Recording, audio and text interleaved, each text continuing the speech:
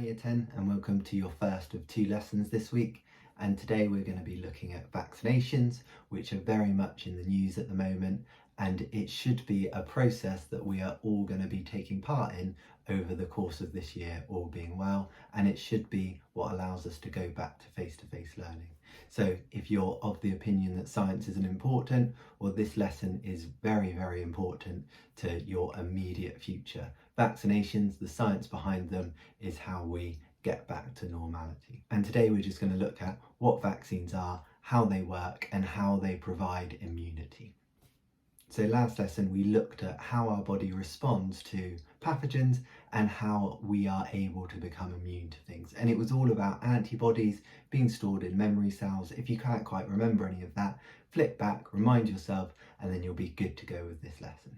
The problem with our immune system, as excellent as it can be, is that it takes time to kick into action. It takes time to produce those antibodies which can then finally defeat a pathogen. Phagocytes work well at consuming the pathogens in the meantime, but without antibodies we do not become immune and we cannot finally get rid of a pathogen. And when a live virus or any other pathogen gets within our body, it takes time for those antibodies to be produced, and in that time it's causing harm. That's why we get ill. We are experiencing symptoms of illness of that pathogen. And hopefully eventually the antibodies are produced and we get better, but unfortunately if those antibodies aren't produced in time, then our illness becomes too great and we might suffer long-term effects, or indeed we might die. And that's why COVID can be fatal. Our body doesn't produce that immune response in time, and that's what can kill you.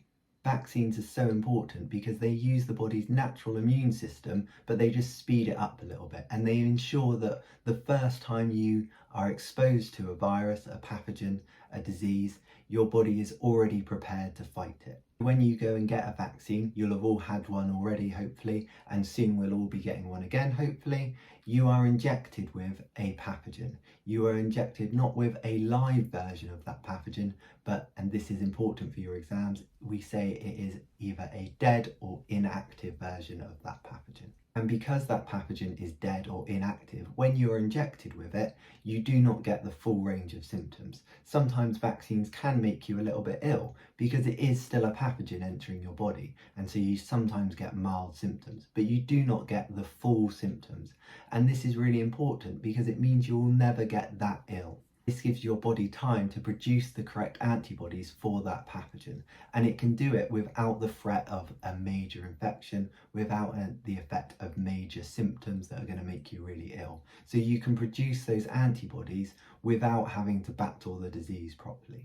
You can think of this a little bit as though you were training to fight someone in boxing. Say I wanted to get into boxing, it's unlikely to happen. I could go out and find Anthony Joshua, I know him well, and we could have a fight. Chances are that wouldn't go very well for me, and that's a little bit like catching the full version of a pathogen, the full living version of it. You are exposed to it, your immunity might win, your immune system might win, but chances are it won't, and you'll at the very least face some major symptoms. Or if you want to train for a fight, you start off by picking some weaker people and you steadily build up. When you take a vaccination, you are exposing yourself to a weakened version of a pathogen, and it allows your immune system to build up to fighting the real thing. Because remember from last lesson, when you produce antibodies, they don't just go away, they get stored in something called memory cells. And by taking a vaccination, you've got those antibodies stored away without ever having had to fight off the main pathogen.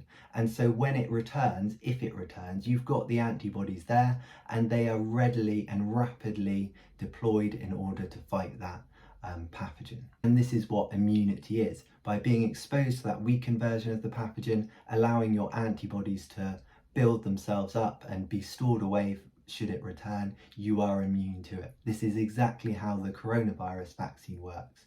You are being exposed to a weakened version of it, and then should the real thing return, you will be safe and you will not experience any symptoms. It's important to note that vaccines are known as a preventative medicine.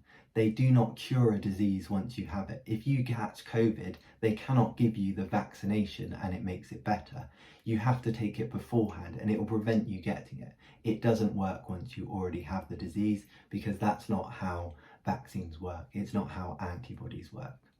The reason there will be a mass vaccination programme for COVID is the more people that are vaccinated, the better it is for everyone. Because by vaccinating people, you break the links in the chain that allow a disease to spread really quickly. If we look at this little animation here, the fire is spreading across the matches, but once we remove a single match, that fire can't spread any further. Vaccinating a single person breaks the link in the chain for COVID, and it means that it can't spread any further. The more people you vaccinate, the harder it is for that disease to spread rapidly through the population.